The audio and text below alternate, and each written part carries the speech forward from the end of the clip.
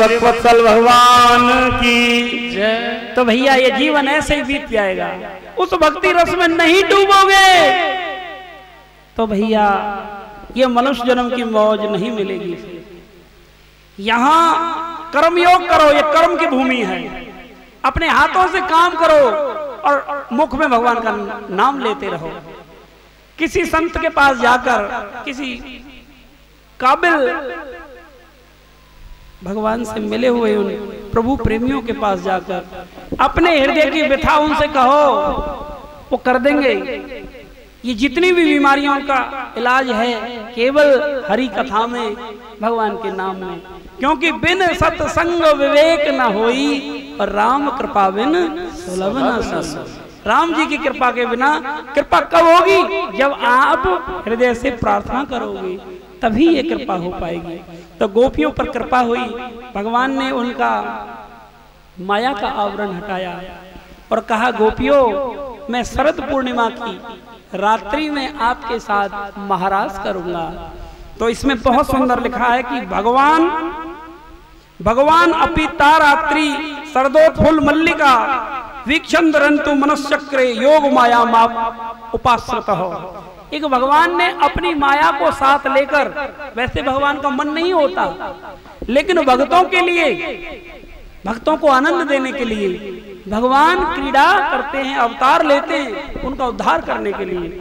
आज भगवान ने अपने उन परम रसिकों को रस में डुबाने के लिए आज उस परम दिव्य रस में महारास करने का मन बनाया है।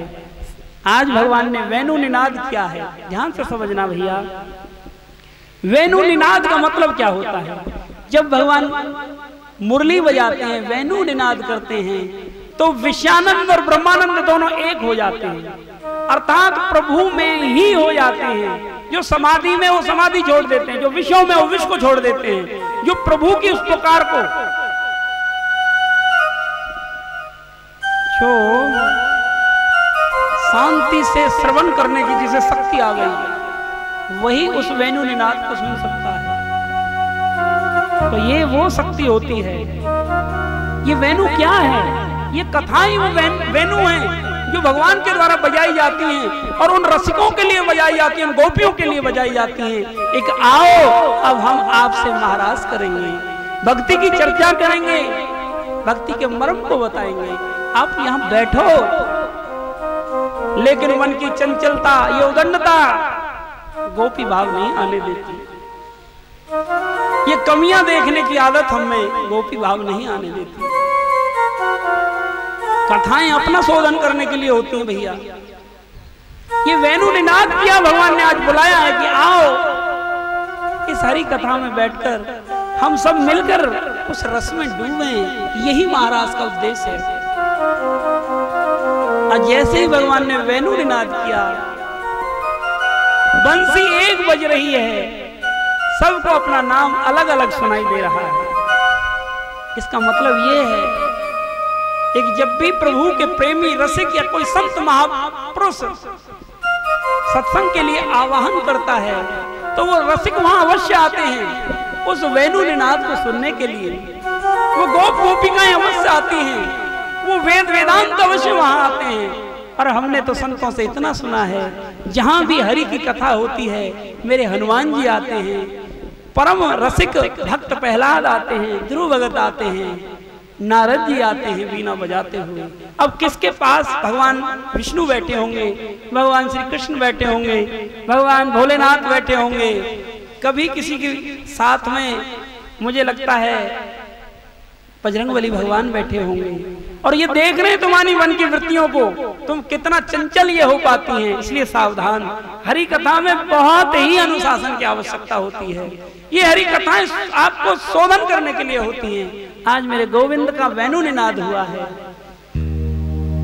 उन गोपियों के, उन रसिकों को बुलाया है। तो गोपी जिस भी भाव में थी, ध्यान से समझना, ये गोपी भाव है, जिस भी गृह कार्य में थी, कोई रोटी बना रही थी, कोई बच्चों को तैयार कर रही थी, कोई अपने श्रृंगार में लगी हुई थी, कोई झाड़ू लगा रही हुई थी। जैसे ही वेणु निनाद सुना, सारे काम छोड़कर सीधी कहाँ गए, भगवान के पास गए। इसका रहस्य ये है, जब भी कथाओं के लिए, सत्संग के लिए हमें बुलाया जाए तो बहानेबाजी कतई मत करना भैया, क्योंकि ये तुम्हारे जीवन के उस रहस्य को खोलने की विदा है। प्रभु स्वयं तुम्हें बुला रहे हैं, गोविंद तुम्हें निहार रहे हैं। आज सब गोपियां अपना कितना भी जरूरी काम है सबको छोड़कर गोविंद के पास आती हैं, भगवान के पास पहुंचती हैं। भगवान उनका स्वागत करते हैं। प्रभु की शरण में जो आते हैं, प्रभु अपने हृदय में उसे बसा लेते हैं।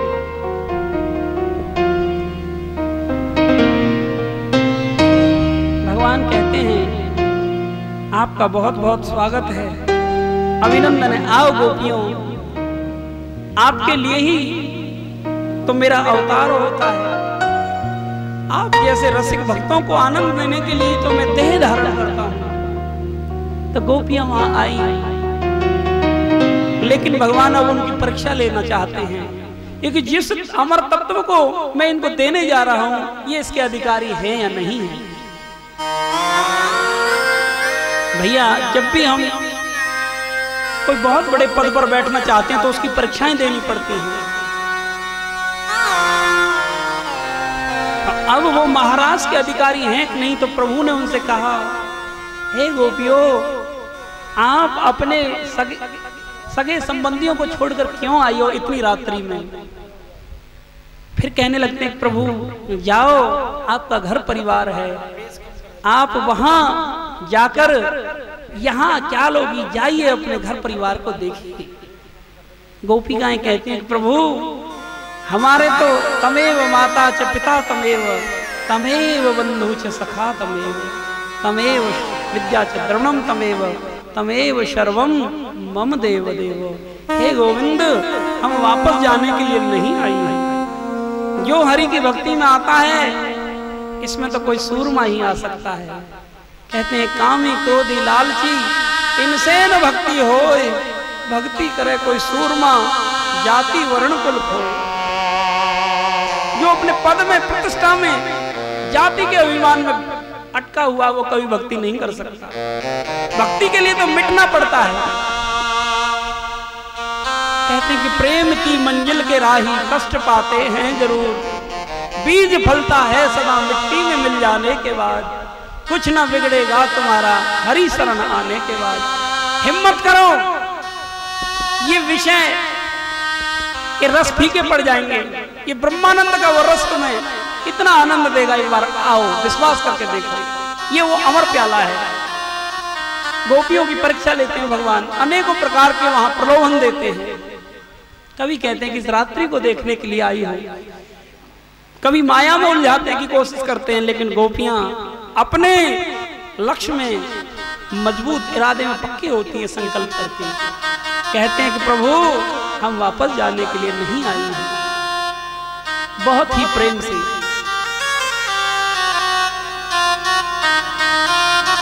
अनेकों अनेक भगवान प्रतिष्ठान देते हैं। जब वो अपनी परीक्षा में पास हो जाती हैं तो गोपियों को कहते हैं कि अब मैं आपके साथ महाराज करूंगा।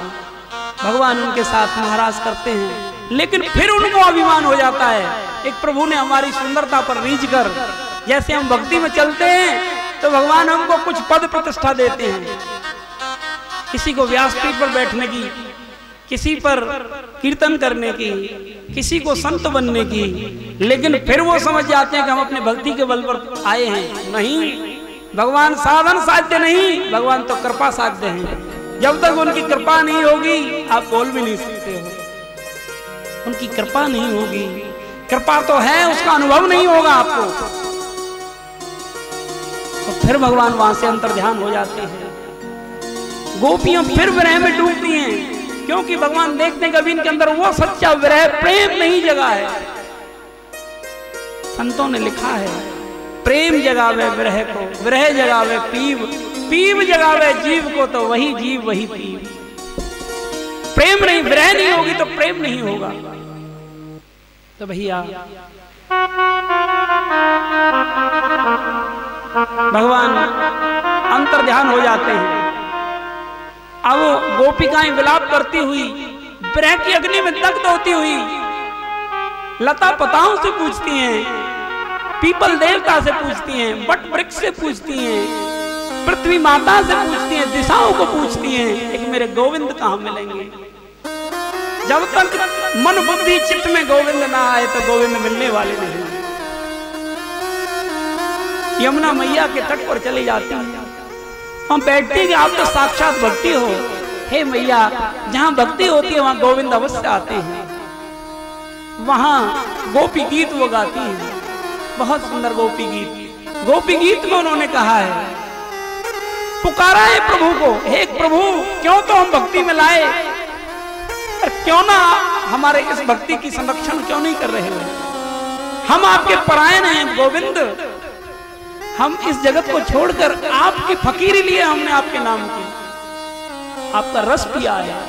तो गोविंद ऐसे निष्ठुर मत बनो, क्यों हमको उस दावानल अग्नि से बचाया था आपने। जयते तेरे कम जन्मना ब्रज सयते